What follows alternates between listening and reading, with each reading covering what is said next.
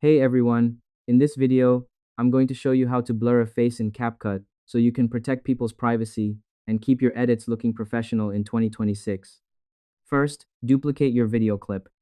To create a blur that only covers the face, you need a second layer of your video to apply the effect to.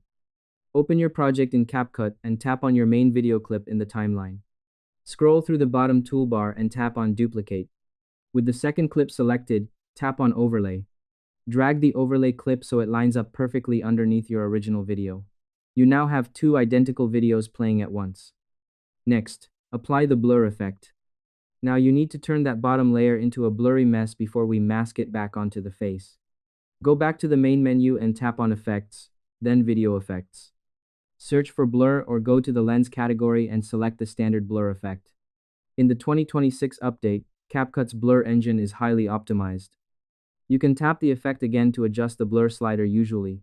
A setting of 30 to 50 is perfect for hiding a face without making the whole screen look messy. Tap Object at the bottom of the effect settings and select Overlay. This ensures the blur only applies to your second video layer, not the whole project. Lastly, mask and track the face.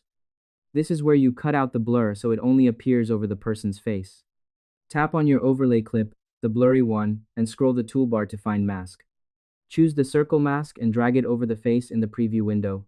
Use the arrows to resize it. To make the blur follow the person as they move, tap on tracking, or use keyframes by tapping the diamond icon. In 2026, CapCut's face tracking is nearly automatic. Just hit Start Tracking, and the mask will follow the movement for you.